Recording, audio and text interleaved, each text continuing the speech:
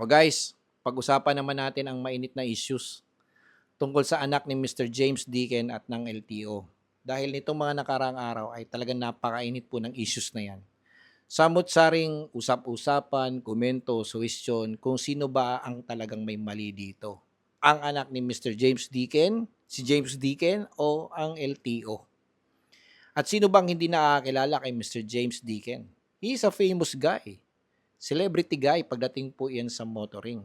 He's a famous vlogger, content creator, product endorser, model, announcer, ano pa ba, motoring editor, road safety advocate, at marami pang iba mga ka-idol. So sino bang hindi nangangarap na maging James Deacon na ikaw po ang laman ng endorsement pagdating po sa automotive?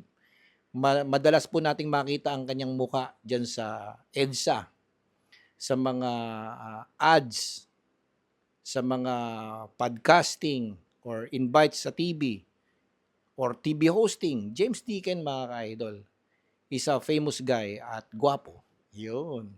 Anyways, so yung issues po nila ay way back last month, no, December 18, na which na-apprehend po yung kanyang anak na nag-cross doon sa uh, double yellow lanes. Ano, na apparently nung nakita ko doon sa PowerPoint ng LTO na si Mr.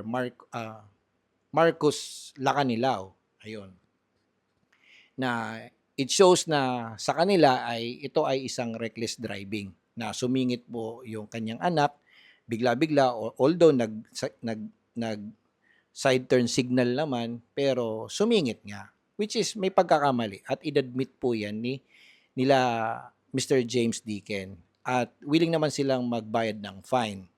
Yun nga lang, may gray area pagdating po doon sa tinatawag na 15 calendar days, no? Dahil that time na yon ay marami ng holidays mga ka-idol. In short, marami ng hindi po mapasok o sarado po ang ahensya. Nung that time na yon, ang ang ang inaano ni Mr. James Deacon is meron naman pala kayong 15 days na ruling, ano. Bakit doon sa 15 days na yon hindi ninyo kinonsider yung mga araw na wala naman kayong pasok para naman nahabol namin, 'di ba? Dahil ang pagkakamali ng LTO dito, 15 calendar days, sinama pala yung mga holidays o yung sarado sila, which hindi na nila nahabol mga ka-idol. Siyempre, that time na yon, considering na this guy is a celebrity pagdating sa motoring, busy din yun mga ka-idol. So sana, nung binigay yung apprehension ticket na yon, dapat sinabi na nila sa anak ni Mr. James or kay Mr. James na, Sir, baka tamaan po kayo ha, baka maaberya po kayo, pasensya na kayo dahil marami pong araw na wala po kami o sarado po kami. Sana pagpasensyahan niyo po kami. Yun nga, 'di ba? Parang kahit sino naman pag sinabi mong LTO mga ka-idol, baluktot ang sistema, sila ang batas. Corrupt sila. Yun ang sinasabi ng mga kababayan natin. Yun ang pinag-uusapan across the social media mga ka-idol.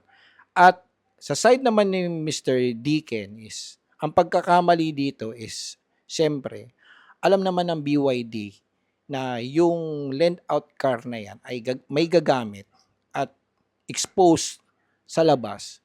Sana man lang, binigyan ng kumbaga parang binigyan sila ng sasakyan na hindi sila ma-apprehend na kumpleto sana ang mga dokumento. O sabihin natin, kahit hindi siya kahit hindi lumabag sa batas yung anak ni Mr. Deacon or walang walang walang in any time na merong checkpoint, hahanapin yung papel, dapat merong maipapakita.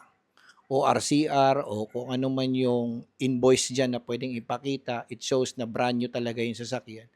Yun naman ay mali sa side ng dealership o ng BYD, no, na dapat hindi po kayo magpapahiram ng lend out cars na walang kaukulang papel. Tama po ba? Okay? Baka mamaya damay-damay yung mga ibang car brand, di ba? Yun ang masaklap doon mga ka-idol. At siyempre, yun ang iniiwasan din mangyari mga ka-idol na maging damay-damay. Baka mamaya hindi na kami payagang mag-content na ng sasakyan while driving dahil kapag nag-content ka ng sasakyan while driving is considered reckless pa rin yun mga ka-idol dahil karamihan po ng mga nagko-content sa ibang bansa ay ginagawa po yan sa tarmac. Sa loob mismo ng paliparan ng eroplano na merong kaukulang permit. Dito sa atin kasi walang ruling na ganon. Kaya ginagawa din po yan ng content creator. So sana man lang hindi kami umabot sa point na yun na pati yun ay sisilipin ng LTO na bakit kayo gumagawa ng content sa daan? O di ba bawal yung ganyan ha? O baka mamaya may makabanggaan kayo diyan, mabangga ninyo yung sasakyan. Tapos wala kayong kaukulang papel, o di ba? Ganon mga ka-idol. Kaya sana hindi kami umabot sa ganung point na yun. Anyways, so tinanggap sa side ni Mr. Deacon yung pagkakamali. Okay? But it seems that yung ruling po ng LTO ay masyado nang matanda. Kumbaga hindi na ito na-review mga ka-idol. Nagpabago-bago na lang ng mga boss dyan sa LTO, hindi man lang na-revise yung kanilang sistema. Na, may gray area dito o may pagkakamali dito, kailangan natin tong baguhin, kailangan natin tong i-overhaul ang ruling na ito dahil baka dito tayo magka-problema lalo na kung ang makakabangga natin dito ay may alam sa batas. 'Di ba? So, yun nga mga ka-idol, may pagkakamali dito ang LTO, no? Na yung pagkakasabi nila na ito reckless driving to. Guys, pag sinabi mong reckless kasi is considered as criminal mga ka-idol. Na tipo bang you are intending to do harm with others, no? For road safety na reckless ka. Kamote ka. 'Di ba? Ganon. Ayaw ni Mr. DK na ganon ang ipataw sa kanya kasi sabi niya what constitutes doon sa sinasabi ninyong reckless. 'Di ba? Paki-explain ng maigi bakit naging reckless yung bata. 'Di ba? Pwede naman sigurong gawan ng ibang term 'di ba? Wag lang yung reckless kasi iba yung reckless Yung reckless maaring makikita ninyo nagsiserve doon sa daanan, nakikita sa video o di kaya kuma-counterflow whatsoever. Pero kung sasabihin mo na hindi lang dala yung mga papel, reckless na 'yon o di kaya nag-cut ko doon sa dalawang two yellow lanes considered as reckless na ba kagad 'yon? 'Yun ang pinapa-elaborate ni Mr. James Deacon So, para sa akin guys, sana ayusin po ng LTO para hindi po tayo ma-quote-in-quote pagdating po sa batas na knowing LTO, ang nasa isip ng ating mga kababayan, sila ang batas, sila ang nasusunod. Kahit anong contest mo dyan, kahit anong apila mo dyan, walang mangyayari dahil wala naman silang korte pagdating sa mga ganyan. Wala tayong choice kundi sumunod sa kanila. Corrupt government yan. Corrupt agency yan.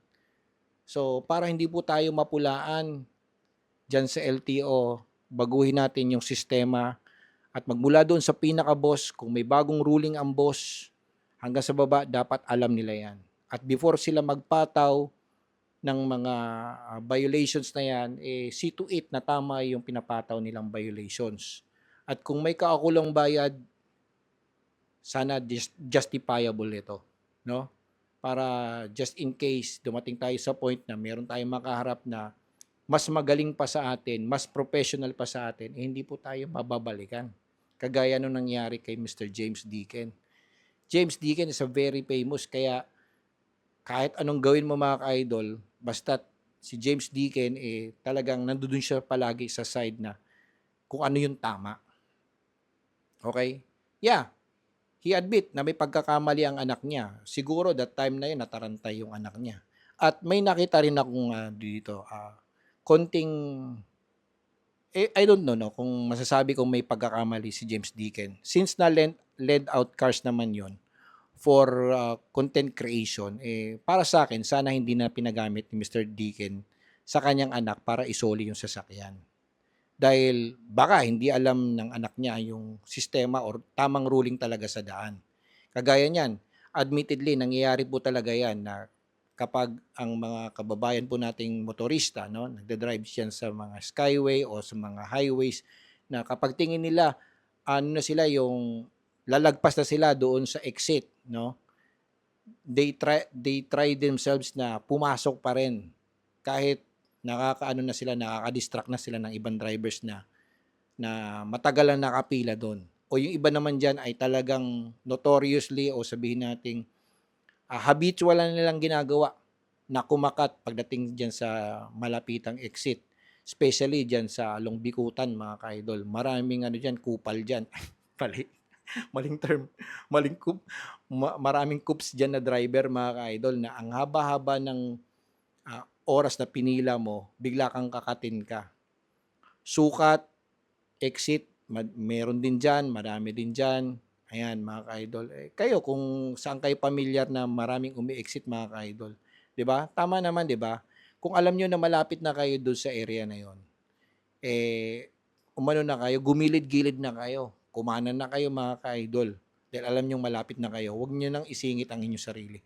Madalas na mangyari po 'yan dito mga ka-idol, yung papasok ng C5, South Super Highway tapos C5 mga ka-idol. Madalas mangyari 'yan mga ka-idol, lalo na't kapag nakita nila medyo mahaba na yung traffic. At nangyayari din po 'yan kahit sa hindi expressway mga ka-idol, dito sa may C5 papasok po ng ano, Taguig. Madalas din pong mangyari 'yan mga ka-idol. Okay? So tama 'yung nangyari. So kailangan po talaga i-overhaul ang sistema ng ano, ng LTO mga ka-idol para hindi po tuloy-tuloy na pulaan po kayo na sa inyong mga maling apprehension mga ka-idol. Nangyari na rin sa akin 'yan mga ka-idol pero hindi ko na inilaban yung aking sarili dahil ayoko ng mahabang diskusyon. Nagpatikit na lang rin ako mga ka-idol. Although mali din yung enforcer pero hindi ko na ikukuwento dito mga ka-idol. Okay? So, tayo as a citizen, as a car owner, maging responsable po tayo sa ating pagmamaneho. Sumunod po tayo sa traffic rules. Huwag po tayong umiwas po tayo na maging kamote. At meron akong isang bagay na nagustuhan sa ginawa ni Mr. Asek Marcos Lacanilao. Yung kapag kayo ay involved pagdating sa road rage, matic, revoke ang inyong license. Yan po ay matagal ko ng prayers no, na ever since na nauso po yung road rage na yan, sana yung mga taong involved dyan na nakuha ng video o picture na nagkaroon ng barilan o bakbakan, tanggalan ng lisensya para hindi na maulit at para maging aware na yung mga tao. Kaya ako kapag ako ay may mga kalaban sa labas at medyo kupal, pagpapasensyaan ko na. Pero kung talagang angas talaga, magpapasapak na lang siguro ako para matanggalan ng lisensya. Okay? Okay, thank you guys for watching this video, no? Happy motoring sa lahat po.